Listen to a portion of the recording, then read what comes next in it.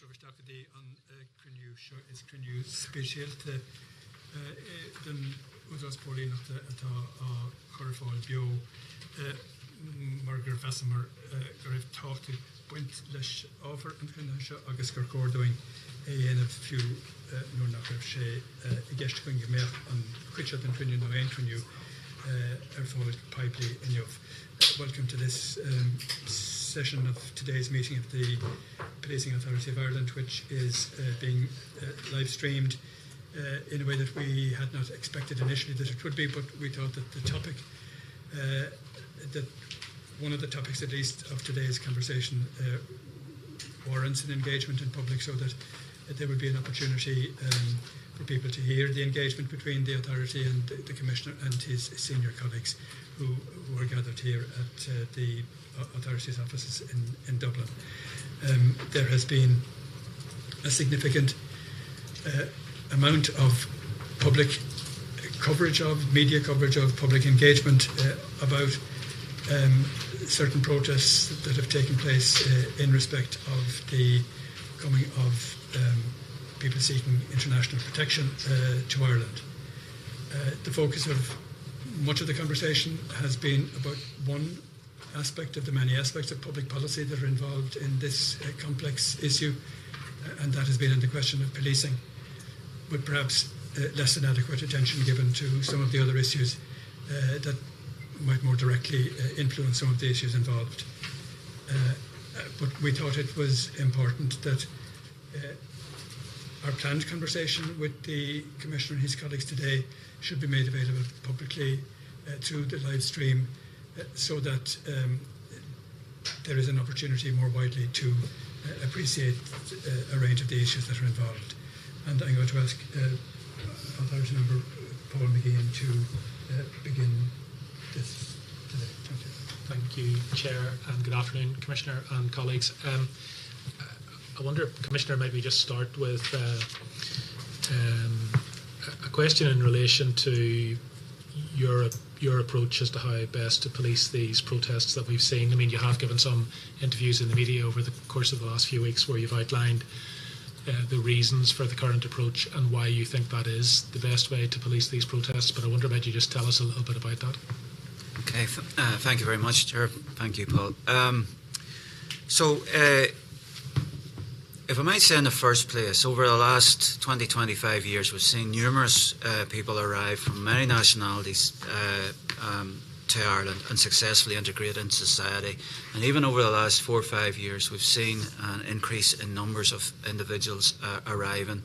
And by and large, the vast majority settle in, even if they're living in emergency accommodation, settle in and then begin to make a contribution and integrate into the society in which they live. That is the story of people's arrival here in Ireland, and plus many then local people, Irish citizens, assist them in doing so, be it teachers, health staff, be it my own staff, or just being good neighbours. So the story of Ireland and the arrival of those seeking international protection is actually a country that does actually receive people and receive them well. Now, of late, there has been tension, undoubtedly, around the living accommodation which has been allocated to individuals.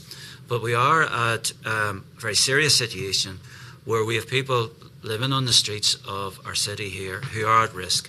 Events at Sandwich Street 2 Fridays ago demonstrate that. And we have now a permanent presence with them to make sure that they are safe and to prevent any reoccurrence of such incidents. So against that then, other government departments, not the Criminal Justice Department, certainly not, and Garda Síochána is tasked with finding suitable accommodation. And then we have found then that there's protest activity in respect of that. And really we see our role in terms of this, obviously to preserve the peace, to prevent crime, but also then to ensure that the rights of individuals are upheld. There is a right to protest, and there's a right to protest peaceably, but there's also the right for individuals to access accommodation. We have international treaty responsibilities to those who arrive here seeking international protection. We have those legal obligations, and I also feel that many feel that we have a moral obligation as well, so that people aren't, in effect, as I've said, living rough on our streets, but are in some form of accommodation. I would also say another factor in that is, in effect, we're having to watch and deal with two different aspects of this. There is a far-right element, numerically not particularly strong here in Ireland, but strong as a European network, and they have a whole narrative and set of tactics that they apply to such situations, one of which is to engender and create fear in a local community, and we've seen them do that in terms of influence over social media and then influence then with a local population. We have to be in a position to counter that, but we also, in part in doing so, we have to allay the fears of local residents, and those fears often they're not well placed, but unless we provide them information and give them and have in effect constructive conversation engagement with them, we're creating a vacuum which allows then those with prejudice, such as the far right, to dominate the conversation. So there's a duty not only on ourselves as in Garda Síochána to engage, but I would say in respect then of the government in terms of the information that it provides to society, because there's a couple of things that are obvious around this. One, this is an enduring issue over the months and years ahead. It's very difficult to see how the numbers arriving here in Ireland is going to diminish. We are regrettably going to have to face up to the fact that we have individuals of prejudice who will wish to create tension and stress and indeed conflict in the community in respect of this. But also then, we also have to recognise how many people have arrived here successfully and integrated and contribute very fulsomely to life here in Ireland.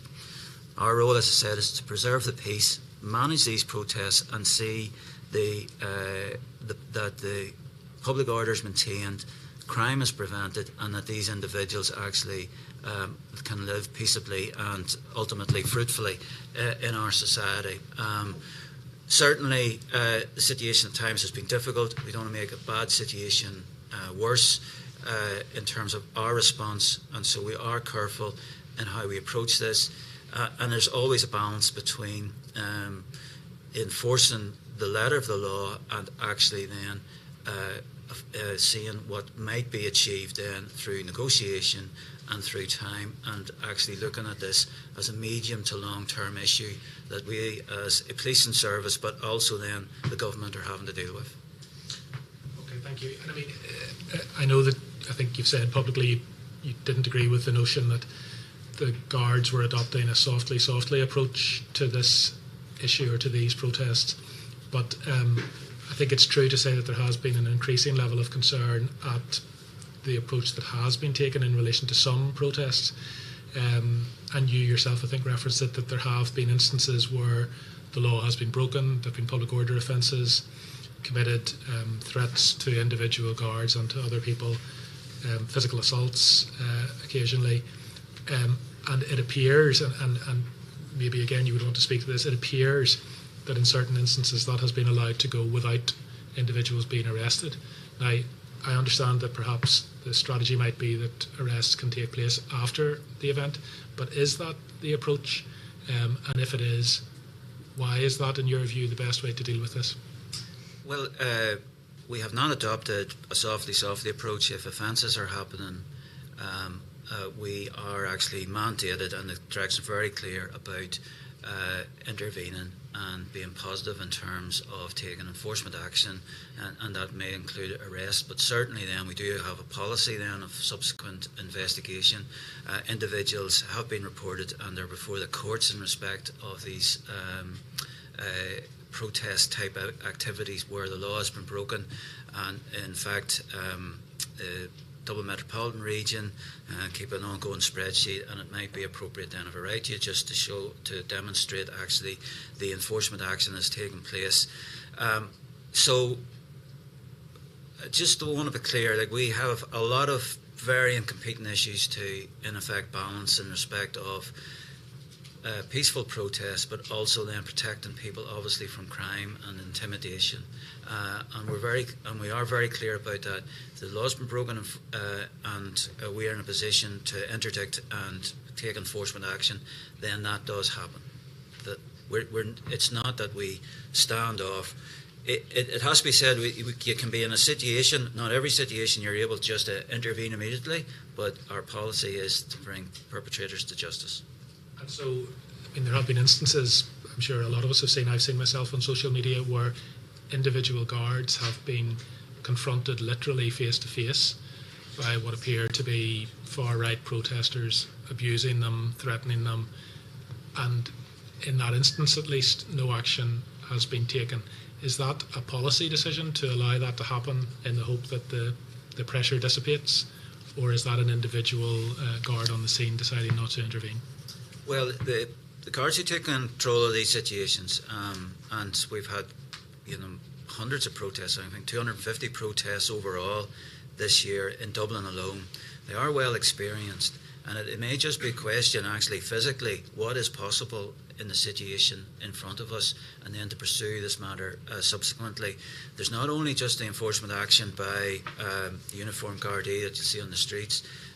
The Special Detective Unit also have an ongoing investigation into the extremists involved in this as well, and that's an ongoing element in terms of our pursuit of those who are most determined to engage in violence as well.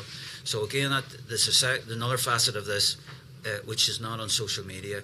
The only difficulty, let's say, around social media is a frustration to us. I'll just say this: it's a frustration to us that we're the only ones not taking footage. We should have body-worn cameras so that we can gather evidence, and that evidence is actually of this that's happening in front of us. We are dependent on CCTV. Social media footage is subject to a long international process to get hold of that as evidence, which is months, if not years. So it's useless to us. So there is a piece around the equipment that we have, and it would be enhanced if we had body-worn cameras. But there is obviously those who are in charge on the ground have to make the dynamic decisions of what's in front of them, and I do trust them to make good, sensible decisions, as demonstrated by the vast majority of these situations, which are resolved properly and without major incident. And just to be clear, I mean, you've said to us previously and today that, and you correctly say, of course, that there is a right to peaceful protest, but it has to be peaceful protest. And I think what we've seen over recent months is, in a number of instances, protests tipping over into unlawful behaviour, aggressive behaviour, and occasionally violent behaviour. Can you reassure us that either by direct intervention at individual protests or by subsequent investigation and criminal action, that those people responsible for unlawful behaviour at those protests will be investigated and, if appropriate, prosecuted? Well, yes, I can give that assurance. Might ask Angie just to talk about the investigative work that has been undertaken in the Dublin Metropolitan Region, please. Thanks, Commissioner. So, to date, we have arrested 12 people in the course of 10 demonstrations or 10 protests that have occurred in the DMR. In addition to that, then, we have initiated a number of investigations, and at this stage a significant number of investigations arising out of the behaviour that you reference that is circulating on social media. But again, we are constrained in relation to actually evidencing that. So unless we have CCTV to back up what we see on social media, or unless we have other evidence to support bringing a prosecution, we can be constrained in what we can do in those circumstances. But that being said, there are full investigations being undertaken in relation to the incidents that happened that the Commissioner referenced 2 weeks ago in Sandwich Street, 2 other violent incidents that happened in the course of some protest activity. And again, those decisions around whether we intervene in a volatile situation and potentially make that situation worse and risk the safety of those either engaged in the behaviour or those that are there to peacefully assemble in those circumstances. That is a decision that's made on the ground by trained personnel. On the one in Sandwich Street, we had public order personnel there, we had a command structure there, and our decision was that we would peacefully manage that crowd which we did, and then they dispersed after. And then any criminality that was encountered, and then obviously another incident that happened subsequent to the demonstration is subject of a full investigation by the Serious Crime Unit in Pearse Street Garda Station. And then there were other investigations that are continuing, arising out of other issues that have arisen around the city. So we, in addition to the people that we already have before the courts, we have other ones that they will be subject to files to the DPP and potentially further prosecutions down the road. Okay, and just as a follow-up to that, I mean, can I ask, in relation to incidents like, for instance, the roads being blocked around Dublin Airport, access into the accommodation in Santry apparently being denied, access to the accommodation in County Clare being denied, would those incidents be investigated subsequently? Presumably they're not criminal offences, but is there any action that the guards can take? I mean, if I went out now and stood in the middle of the road outside, a guard would come along and move me quite quickly. So what action is taken subsequent to these protests if the guards decide not to intervene at the time because they don't want to provoke a greater escalation?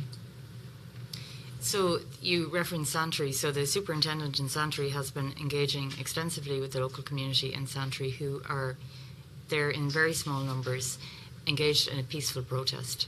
So there is, as you correctly point out, there is no criminality being displayed or undertaken by the people that are peacefully assembling at that location.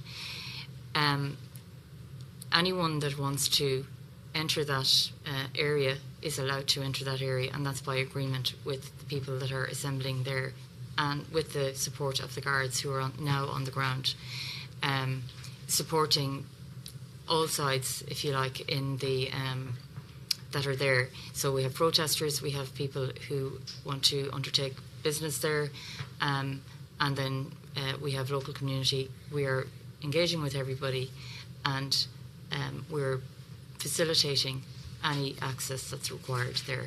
And there has been no complaint to us regarding any denial of access into that location. There have been media reports that while individual workers were allowed onto the site to carry out renovation work, that vehicles weren't allowed on. So is that incorrect? So there is an agreement between the workers and the protesters that they would leave their vehicles at a particular location. The workers are happy with that arrangement and they're accessing the site on foot. But it's a short distance, I suppose, between where they're parking and where they're entering the Sorry building. for cutting across you, Assistant Commissioner, but that plus the context of the protests in County Clare, it suggests, I think, to a lot of people that there is some sort of tacit acknowledgement or worse in relation to some of the protests. I know they're peaceful protests, but I would not be allowed to dictate who approached a particular building, whether or not they could go on foot or in a vehicle. That wouldn't be facilitated by the guards. But there are another set of people in this, and that's who's conducting the actual work and how they want to actually conduct their work, say at Santry, and you know, they themselves want to conduct their work without, in effect, hassle or controversy. They are doing that. They are, and I've seen it myself, they're parking in very close proximity and entering the premises. And so yesterday, a lorry was unloaded. The driver and the individuals there were content to unload it and just carry the material in. But what is happening is those premises are being further prepared for individuals to live there, and that's successfully being conducted.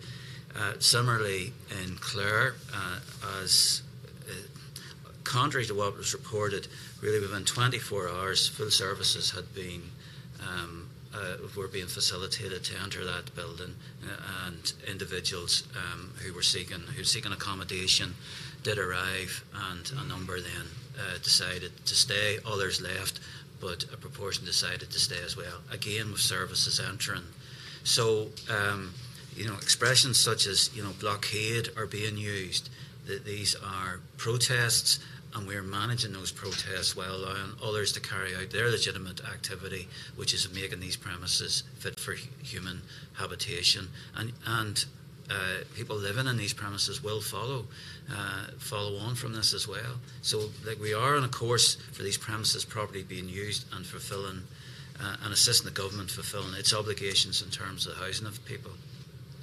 Okay, and obviously, as usual, none of these questions are to suggest that the task of the guards in this context is a straightforward one. And obviously, you yourself have, referred to the fact that really you're left to police a situation that has arisen through external factors which have nothing to do with yourselves. But can I just ask, in relation to the incident in Inch in County Clare, there has been speculation in the media, and I just would like to ask to confirm whether it's true or not. Did the guards permit protesters to board the bus taking people to that centre to count them?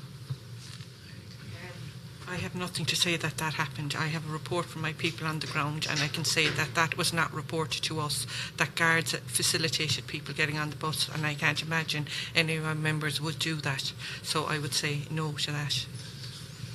Yeah, thank you for that answer, but you'll forgive me for saying that seems to me to be slightly ambiguous. I mean, surely it's a straightforward matter for the commander in the area to determine if guards did that. Well, as I said, I'm not aware that any of my commanders in the area have facilitated that. And I know you believe it's an ambiguous question, but or it's an ambiguous answer, but the reality of the situation is that has not been reported to me, and those questions would have been asked of our members on the ground. So I would say no. So you did ask, or you or your people Well, my asked? team asked that this had come through the media, that there was people allowed onto the buses. And just so that we're clear, for the first day of that, the Gardaí were not on the ground there. It only came to them a bit later on. And a lot of that activity had actually happened before the Gardaí arrived there, if it did happen, that people were getting on the buses. But the Gardaí certainly did not facilitate it. And Commissioner, from a central point of view, I presume if there was any facilitation like that, and I know we've been assured that it didn't happen in this instance, but I presume that there is some degree of guidance from the centre about what is and what isn't permissible in these instances. To get on a bus and then to, and literally do a head count, that's a quite intimidatory act for individuals, and that's not going to be permitted. I know it was alleged in respect of Sunday morning. And certainly we had an operation in place to assist at Santry at 7 a.m. But that in effect individuals did not arrive for another 2.5 hours, and Gardaí were not present at that time. But the report in respect of a picture being shown, and I think the heading was "All men of military age in this bus." We don't believe that picture it was even from the scene that morning, because there is no reports of actually individuals getting on a bus to take pictures, etc., that have been made to us. So we are obviously there to support the movement of individuals into this accommodation, and we will do so. And we're not going to permit intimidatory acts, because that's crime in itself. So we're not going to permit that and stand aside to allow that happening. What I think that what I'm trying to convey is there's an element that certainly that we can deal with in terms of negotiation and explanation. There's another element we're just going to have to deal with differently, and that's going to be around enforcement, and that's through their perhaps deep-seated prejudice, or for whatever reason they don't want individuals moving into an area. It has to be said, there's part of this described as far right. There's also part of this is organised crime, in that they don't want an enhanced presence from Garda Síochána in the area as well. And we've seen organised crime groups engage in such conspiracy around preventing people to move into areas as well. So there are various facets of this, but I want to distinguish between those that we can engage with, they're open to engagement, and they're open actually to that engagement and negotiation around this, as opposed to those who obviously want to engage only in acts of intimidation, assault, crime. When you talk about how to disentangle, if you like, the sort of far-right proponents of racist behaviour, etc., and let's say local communities, that's clearly going to be a very challenging thing for the Guards in the next period of time. I presume part of that needs to be intelligence-led policing. Well, it is intelligence-led in terms of our own intelligence section plus the Special Detective Unit are engaged. At the same time, many communities are very active in saying they want no involvement of extremists or those of prejudice engaged in this, and in effect, we then are only dealing then with the local community, and I think then through explanation and negotiation, you can get a long way and prevent, crime, intimidation, get to successful outcome. So there's many communities that just have completely rebuffed any outside involvement which might be described from the far right. All right, thank you very much, Commissioner. Thank you. Well, any other colleagues want to raise any question? Yeah, Commissioner, in your communications in the last week, you've made reference to the Gardaí not falling into the trap of over-responding to far-right protesters, and you've cited other jurisdictions and how the mistakes that they've made. I was just wondering if you could tease out a little bit about your analysis of what's gone wrong in other jurisdictions and how you see those mistakes and how you could and how you wish to police here and where good practices happened in other jurisdictions. I want to get, I suppose, talk a little bit how you've come to form your policing strategy around this particular issue. Well, there's a couple of strands here. Firstly, what Garda Síochána is about fundamentally. We are a community-based policing service. We don't and wouldn't naturally fall into the position of having, in effect, an upfront public order response to this. We are about community engagement, using our local officers to engage the local community, and in effect, as I've said, then cut the ground out on which those with extreme or prejudiced views are standing on, and that is a well-tried tactic as well. But there's also then the part around explanation, and that's explanation to those who are prepared to listen. Some are not prepared to listen and are not open to discussion or persuasion in this, and they again narrow the ground on which they're standing, try and deal then with the majority who are open then to some form of negotiation, and that again is within our ethos of community policing. And then just lastly, as I said on Monday, any of these extremist groups, they're always looking for a windfall, and a windfall for them can be images, etc., of an over-response by a police service. And we've seen that in other jurisdictions where there's been protest which has been met with a response which would be far more draconian than we would apply in this jurisdiction, and that actually then it defeats the argument really of government and public policy as to why this is. It undermines it. So we are walking pretty thin line ourselves because we have a lot of competing demands to balance, but I think we have a responsibility in terms of maintaining public order and protecting people and all of that. We've constitutional and human rights to maintain as well, and that's always a balancing exercise. But I am very aware at the bottom of all this, whilst maintaining public support, we also have a group of individuals, predominantly men, who are living rough in our streets, and they are at risk as well, and there's an imperative to act in respect of that. But that imperative not only belongs to Garda Síochána, that's a government and public policy imperative.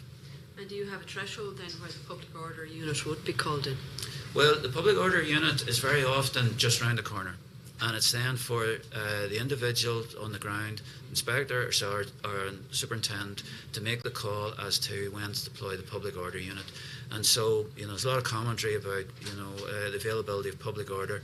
The first, again, we graduate our response. Our first response is obviously to engage. If we're going to have to move to a more enforcement approach, we want to be sure then that we have sufficient resources to be able to carry that through, and that's then when we would deploy a public order unit commensurate with the situation that's in front of us.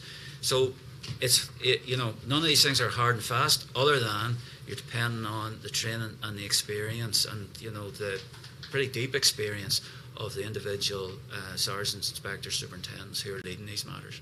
And there's been some commentary around criticism about the type of training that police officers have for training in protests. Do you have anything to say on that? It's part of a foundation training that trainee guards receive tactical training around peaceful crowd management. Then beyond that, then there's public order training, and we train, I think, some 1,470 members every year around public order training. So that complement is spread obviously all across Ireland, but the heaviest concentration is in DMR here, and ACDMR has access then to public order units as required. Part of the difficulty with what we're dealing with is this is sometimes very spontaneous, and there's an element then of just whoever is called to the situation initially are having to deal with it until we can muster sufficient resources. So, and that in part certainly was some of the characteristics of what we were dealing with in January, where we had multiple sites of protest and their communication via social media, etc., which was sometimes we were blind to, was dictating where they were going, and we were having them to respond to a very dynamic, evolving situation. Just one more question. In the last couple of months, the issue around immigration has really become a policing issue. Is there anything you'd like to say about the position that you now find yourself as a front line on this particular public policy issue? Well, it should be a policing issue in so much as we are supporting public policy in terms of the government's responsibilities to house individuals who are seeking international protection. And as a country, we have treaty obligations in respect of these individuals, and we're there to assist government departments in terms of placing individuals in the face of the threat of either public order, intimidation, or crime, etc. But that's our responsibility, as opposed to the prime responsibility of the actual housing of individuals. That's not your job. No, it's not. No. Thank you. Sorry, thank you, Elaine. Before moving on to the next topic, can I just perhaps raise a few more questions with you? The authority was very taken aback a number of months ago when it heard in conversation with some of your colleagues in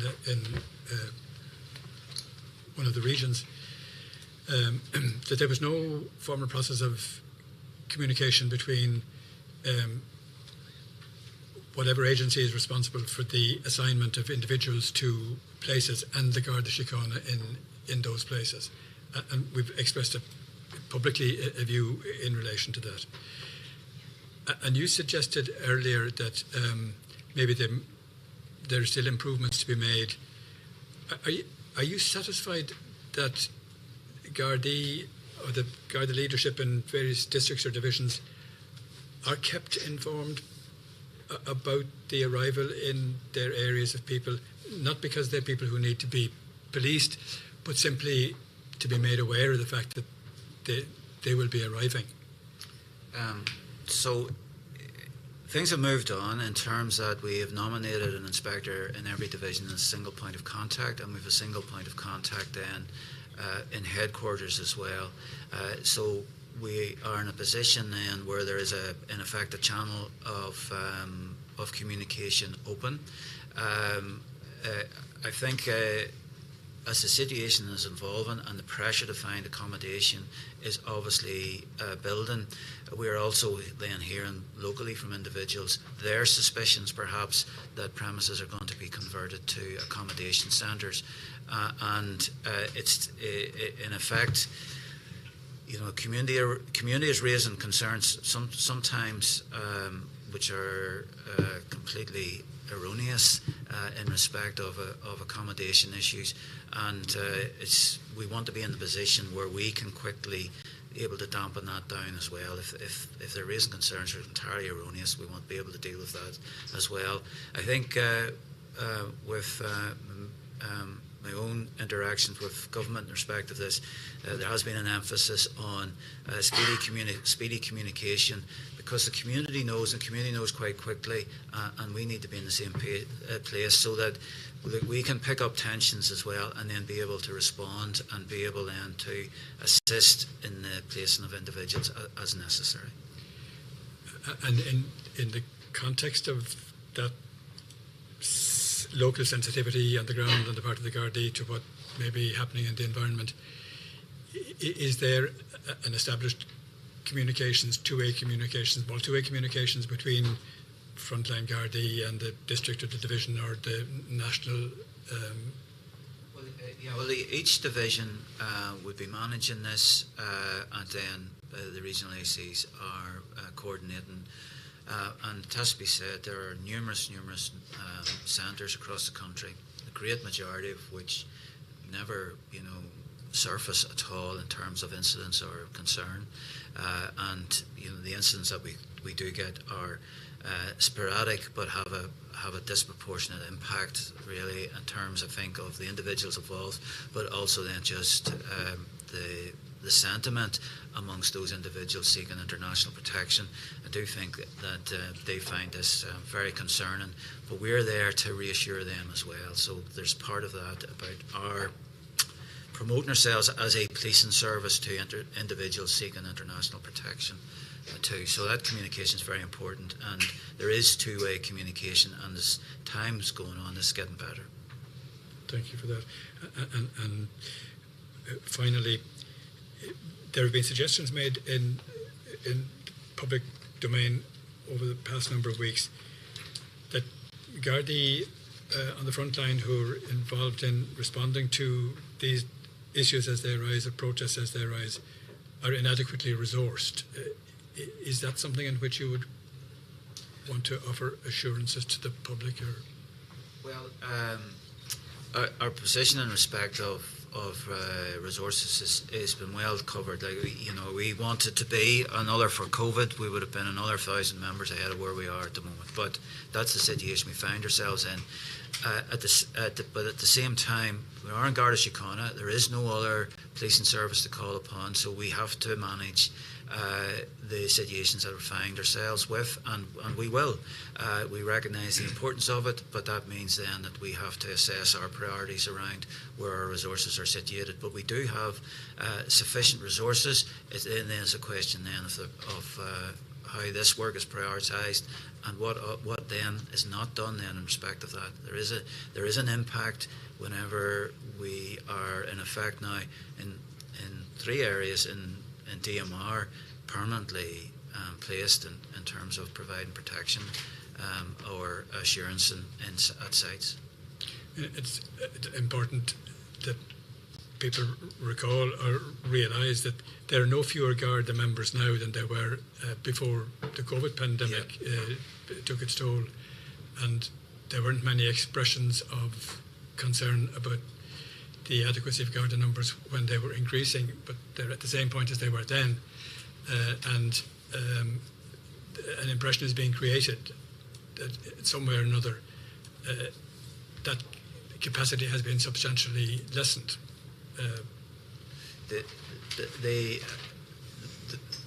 The numbers are, broadly as they were in 2018. I think we are where we were in the summer of 2018. It's just, I think, in the intervening period, nearly 5 years, additional demands have been made of us, and here's another one.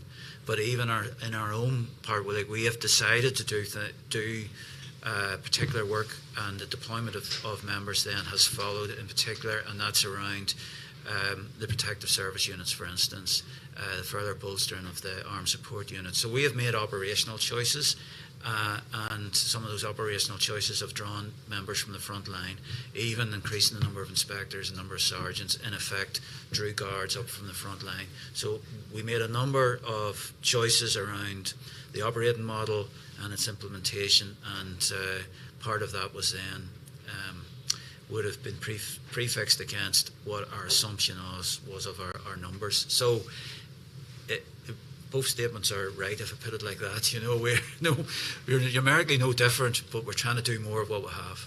There. Very good. That's what we're all encouraged to do, I think, isn't it? Thanks, Commissioner. Valerie is going to... Just picking up on that, Commissioner. Bob stole some of my questions, but I've more to ask. No, I minded too to ask you again. I mean, pre-COVID, there was the initiative to redeploy Gardaí from admin duties out to frontline duties. Do you have a number at this stage on how many, in effect, additional resources you got through that initiative? Yeah, it was just shy of 800 reassignments. However, we have not been able to progress further with that. Mm-hmm. The reality is the challenges we have faced with respect to recruiting Garda staff has affected that. Mm-hmm. So hence the importance of us being able to actively recruit in that area, Mm-hmm. that we can progress, create further reassignments and really assign Gardaí to where they're going to be using their policing experience and their powers. But 800 is a considerable achievement, because I remember at the beginning, yes. It looked like a daunting task, and it was a difficult one. So I think you're to be commended. So if you're looking at numbers like on like, you're 800 ahead of where you were. So I think that's to be recognised.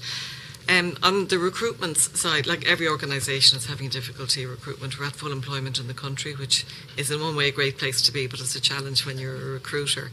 So just to bring us up to date, we were looking at the numbers. You still get lots of interest in applications. You've had about 5,000 for the last competition.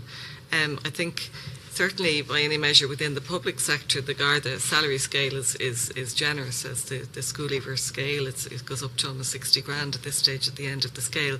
So that's obviously attracting people. So why do you have so few coming out at the other end of the pipeline? I mean, I think you looked at, you were to have over 400 in 2 intakes, but it was down under 300 in the end. Yeah. What's happening? So I think that there's a few things. The Commissioner alluded to the COVID period, so we weren't recruiting over that period. And once the recruitment process starts, it is significant in the number of stages between the Public Appointment Service element and An Garda Síochána's element. And that is important that we rigorously assess. Firstly, I'd say that because we need colleagues who are fit for purpose and can perform an important function. So we are getting there now. We're starting to see the intakes becoming much more healthy in numbers. So that is one thing. I think secondly, you have alluded to a full employment market, and that is challenging. And we are competing actively here in Ireland with others for good employees. So we see high levels of attrition at each stage, and there is a tendency, huge interest at the start, and there is a tendency of individuals to apply for a lot of different competitions at the one time. So we have been tracking and trending attrition. Have you managed to shorten the length of time? Obviously there are some sequential steps, and you don't put all 5,000 through expensive tests, shall we say. Have you managed to shorten that time scale? We have. I mean, we've done a number of things. I think firstly, the Public Appointment Service have worked with us to shorten their element of the process. So the competition that was launched this year, they're now at initial testing stage, which is much quicker than previous. We've also invested between ourselves and the Public Appointment Service in much more outreach to candidates to try and keep them engaged in the process. Further to that, we have a board in place now on Garda Síochána, and we're actively managing each element of our stages of the process to make sure they work as expeditiously as possible. And we're indeed planning for another campaign to run in early 2024, and we're looking at the dates for that, and already looking at how do you again shorten that timeline. And I think that is key learning, that the quicker we can run processes, you're more likely to keep people engaged. Or at least you know early on exactly who you're going to lose. Yeah. So it seems to me, are you losing a key number at the end stages? There's been some public commentary on the fitness test. Is that an issue, and can something be done about that in terms of people's personal preparation? It can. I mean, if somebody wants to join the Gardaí and they've gone through the whole process and they don't get to Templemore and you've got empty seats there, it seems a shame. Yeah, so there's a few things. So we've been looking at attrition across the piece, but to the bit you were talking to at the very end of the process, we have individuals who actually completed all elements and then are just choosing either to defer or to go and do something else. So we've gotten better at actively seeking that information. Okay. Why have you removed yourself from the process? Mm-hmm. With respect to the physical competence assessment, I suppose we had to reassure ourselves as well. Mm. We were satisfied it is at an appropriate standard, and we are.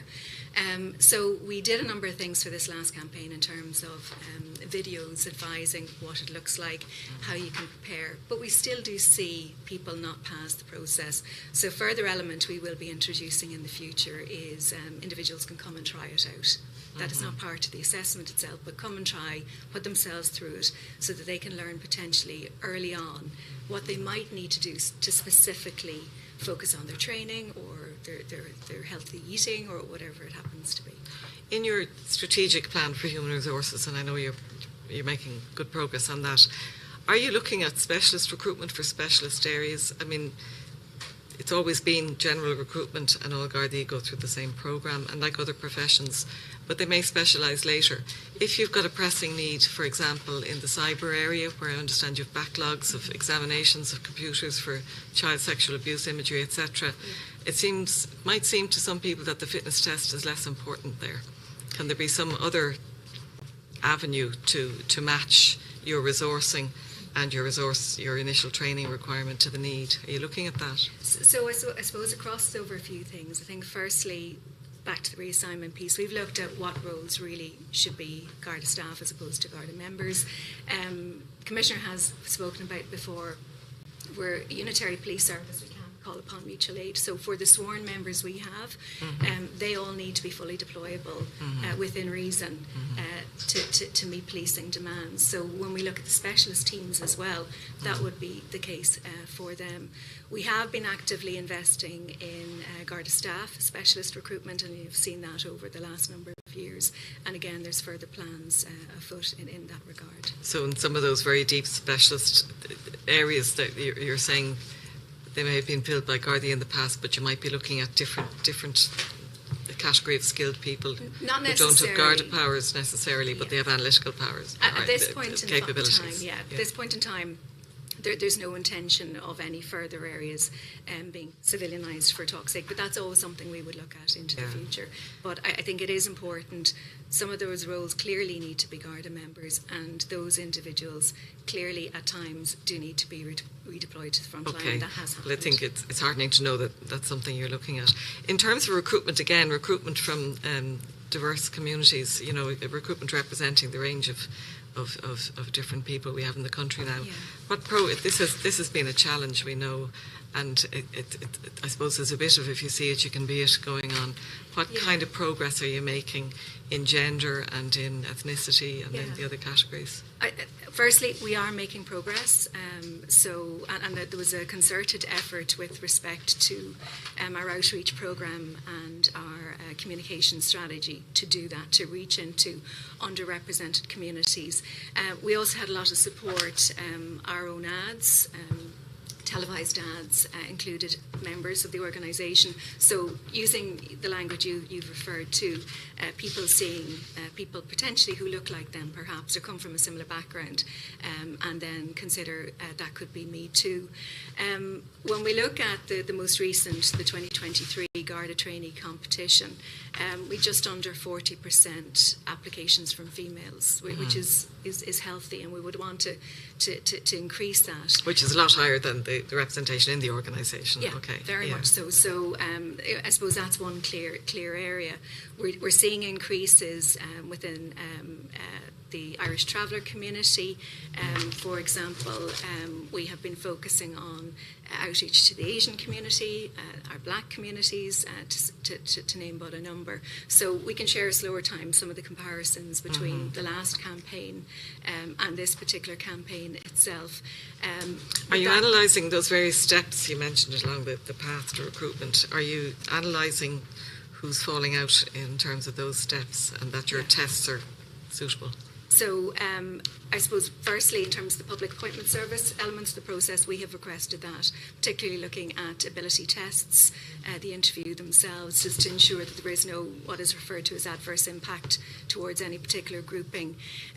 We already have nuanced aspects. So for example, the physical competence assessment test that we administer in the college is altered dependent upon gender and age in terms of the level that you need to reach. But that is active. So I mean, in terms of our commitment to diversity and inclusion, it is about constantly looking at our assessment methodology and our outreach to ensure it is fit for practice. Okay. And before we move on to training, if I have time, when's the next recruitment? Just for anybody who might be listening in here today looking for a career in the Garda. So for anyone listening in, and we are currently looking at the dates, first quarter of 2024 is what we're looking at. We may move that earlier. We're just very much still looking at when's the best time to run the recruitment process. And I think for anyone listening, it is a job worth doing. That has been, our brand. It truly is. And we will be running annual competitions going forward, so that's the intention. Okay. If I have time, I wanted to pick up, I know Elaine already asked about the training.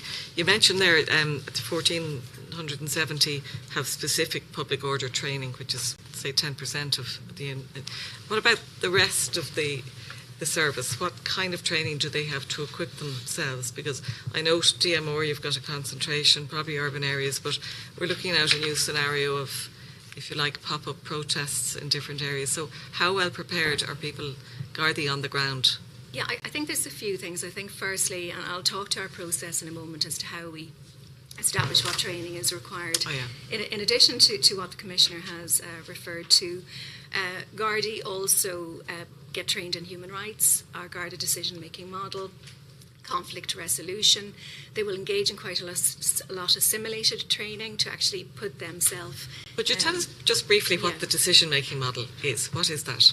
What does it look like in action? The Garda decision-making model is a model whereby, and it is as replicable for Garda staff as it is for members, whereby each situation or decision you need to take, we effectively have a model to give you a shortcut as to what you should be considering. So the information available to me, my powers, my policies, and so on and so forth. So it creates a discipline in around what we need to consider, to take a decision, and furthermore, after a decision or an action has been taken, to be able to give a rationale for the why. So in the kind of public order situations we've been talking about today, can you describe for me a Garda on the ground who's in an unexpected situation? What way are you expecting that Garda to approach the thinking process? Yeah, and I mean, in terms of how they I can make the element to the Commissioner. So it's the Commissioner for this one. I'll pass this over. Yeah. We apply the Garda decision-making model, and it is a means, and we've already talked about just the complexity, balancing of rights, and etc. And I'm asking this in particular for members of the public who might be afraid that Gardaí are not prepared for this. So all of them are trained. What's it? Basically, the situation in front of them. What else do I know about this? What other information have I received? And what intelligence have I received? And then to assess it in terms of what risk there might be, what threat there might be, how do they see the situation in effect unfolding, what risk is there to public order, what risk is there of crime being committed, what risk there is to individuals. If they consider the environment that they're in and just the various situations or the various, I suppose, contingencies which are open to them, and what options then that they might have, and what is going to actually bring this situation successfully to conclusion, take action, review all the time where you are. In effect, what's changing here, what else actually should it do. So And then, am I interpreting that it's a disciplined way of thinking through Yeah. before acting? And in what are you satisfied then that that's consistently applied, and how do you review across regions, districts? Well, units? we've consistently trained on this. It's Yeah. been central to our leadership training. Everyone in the organisation has been through the training module in respect of this. It's applied in all our operational orders. It's briefed out in all of our commands, and it's the rationale that we expect to see in terms of use of any coercive powers or the use of coercive powers. So it is a practiced everyday process for members of An Garda Síochána. So it's not just about a public order scenario. It's any scenario that you go to where you feel you might have to use a policing power, then you apply this model to that. And I know you're going to tell me about training needs analysis, which is probably linked in your performance management process, or where supervisors have conversations about performance with Garda members. Is this kind of thing discussed? Do you go through maybe how the Garda member has experienced and has put this decision-making model into practice? The various scenarios, yes, that's part of the training process that was engaged in this, and certainly. But after the training, like there's the training, and then they're out doing the job. Is there a review with Gardaí on the ground as to how effective this tool is for them? Debriefs. Just the operational debrief would be that process. Yeah. So, but there's an opportunity for Garda to say, I found that difficult. Yeah. I need more training. There is. I mean, and that would be, that kind of line manager, line report relationship. And then I'd mentioned our training needs analysis. We would conduct one annually, and that would be informed by another number of key pieces, just contextually ourselves within the college, exploring what has changed within the year, be it crime types, vulnerability, and what might we need to consider from a training perspective. It is informed by policy leads across the organisation. It is informed by colleagues out on the ground and our staff associations, and then that then informs the annual plan. And actually quite shortly, the senior leadership team will be reviewing that. Okay. And do Gardaí in the performance review process have an individual training plan, or is this, is it a kind of a broad brush minimum set that everybody goes through? This would be, so what we would be looking at is the operational plan or operational training in terms of what you expect the core policing officers to receive, or members, specialist teams, for example. And then where I suppose the individual training needs is looked at, we have CPD, continual professional development units locally that they would assist with individual development. And then also we do have schemes within the organisations whereby colleagues can make a submission to secure financial support for specific additional courses. study. Okay. I think that's very clear. So will we leave it there? Yeah. Thank you very much. Thanks, Paul. Any other? Can I ask one very quick further question in relation to public order, Commissioner? The inspection on public order that was carried out on public order policing, one of the recommendations that was made in the context of that was that the definition of a critical incident be revised to ensure that it included incidents that might have an effect on public confidence in policing. That recommendation hasn't yet been implemented, and I'm just wondering whether or not you can update us as to, is there any problem with it, and when will it be implemented? Can't say off the top of my head. Sean? No, we'll write to you. We'll write to you in respect to that. Okay, but at the moment, let's take for instance the incident in County Clare. At what stage would it have been defined internally as a critical incident? No. I certainly wouldn't have. There was engagement all through the process, and I think that's probably a crucial point in this. If there had been no contact, no communication, we'd certainly maybe escalating it up to see where we could, breach that gap. But there was communication from a very early in relation to this particular incident, and that communication, and both sides were willing to engage in communication in relation to the difficulties at the centre, at the house, and I think that was crucial. So I certainly wouldn't have looked at it, and my commander on the ground was giving me regular updates as to what was going on.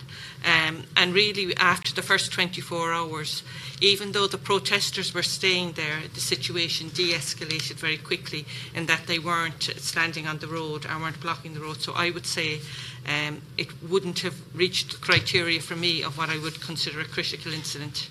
And just, if I'm allowed, just to sort of expand on that slightly further, what would it have taken for it to have been defined as a critical incident? When you say, would it purely have been non-engagement, or would it have required some degree of escalation? I think some degree of escalation. Okay. I think it would have required some degree of escalation at the place, scene. at the house. Yeah. But then, and I suppose this is a particular problem in outside Dublin, let's say.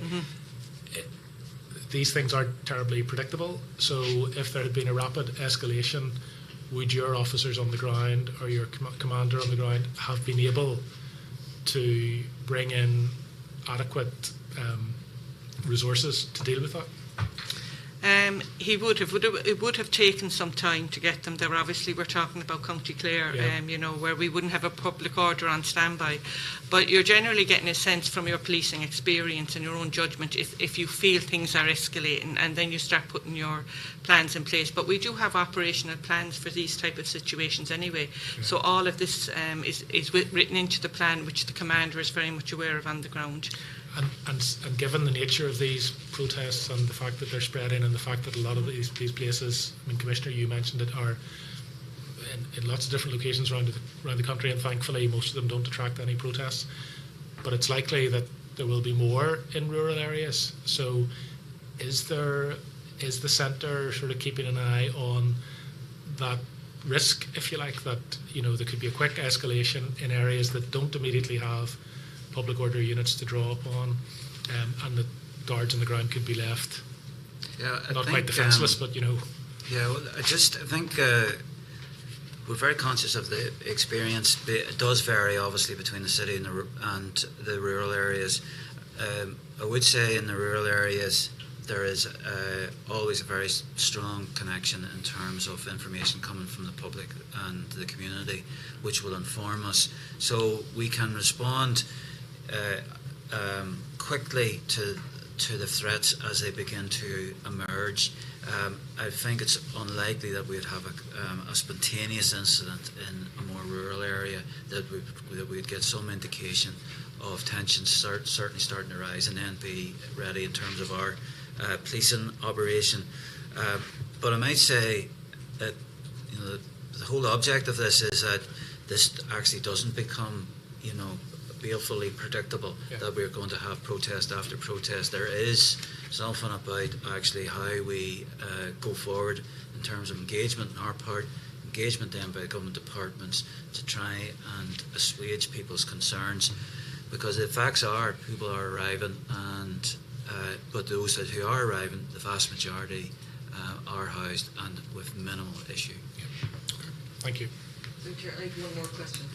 Sorry, that I meant to ask about. Again, if you were to listen to some public commentary and media reports, you'd think there was an exodus of guards out of the service. You've talked about attrition during the recruitment process, which is common enough. In terms of the serving service, what are the numbers like? Because my understanding is they're actually quite small.